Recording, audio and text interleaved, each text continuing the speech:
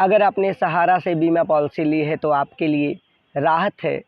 अब आपका भुगतान एसबीआई लाइफ यानी state bank of India life द्वारा किया जाएगा। सहारा इंडिया में निवेश करने वाले लाखों जमाकर्ताओं या मिनी बीमाकर्ताओं को लंबे समय से अपने पैसे का इंतजार है।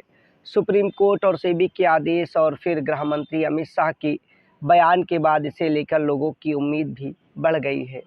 पर लगता है उससे भी पहले राहत की खबर सहारा इंडिया लाइफ इंश्योरेंस कंपनी के ग्राहकों के लिए आई है। इनकी बीमा पॉलिसी अब एसबीआई लाइफ इंश्योरेंस में ट्रांसफ़र होने जा रही है।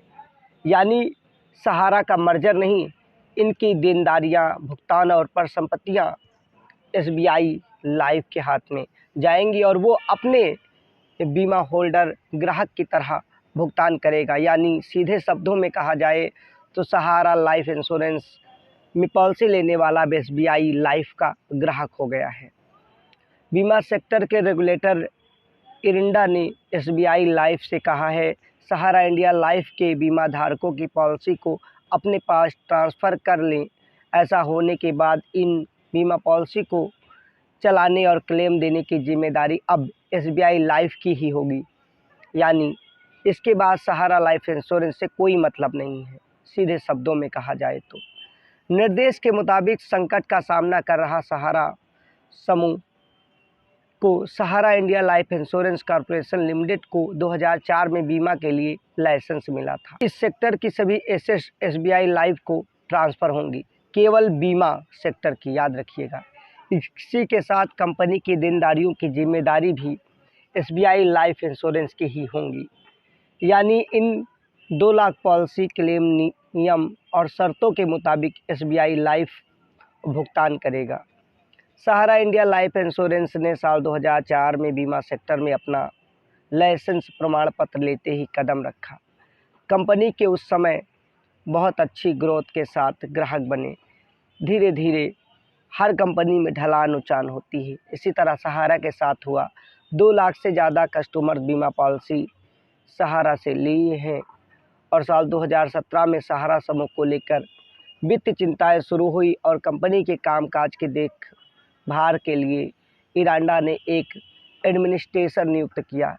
इसी के साथ कंपनी पर किसी भी तरह का नया बीमा करने और इसको लेकर रोक लगाई गई थी।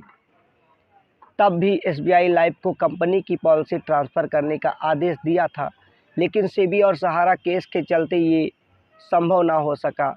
अब केंद्रीय सहकारिता मंत्रालय के आग्रह पर सुप्रीम कोर्ट ने सहारा समूह के निवेशकों का पैसा लौटाने की पहल शुरू की है। अब इरंडा ने एक बार फिर एसबीआई लाइफ को पॉलिसी ट्रांसफ़र करने के निर्देश दिए हैं। याद रखिएगा, ये सहारा और स्टेट बैंक का मर्जर नहीं है। यहाँ स्वामित्व यानी सहारा की जो देनदारियाँ हैं बीमा सेक्टर की, उनका भुगतान एसबीआई को ट्रांसफ़र होगा और उसी सेक्टर की संपत्तियाँ।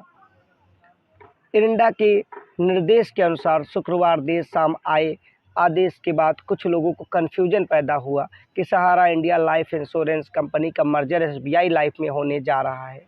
ये बिल्कुल नहीं, ऐसा बिल्कुल नहीं है।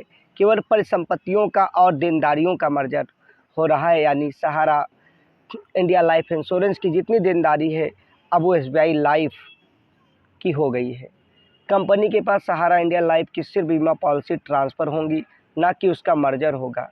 एसबीआई लाइफ ने सहारा इंडिया की बीमा पॉलिसी के ट्रांसफ़र का काम यानी प्रक्रिया शुरू कर दी।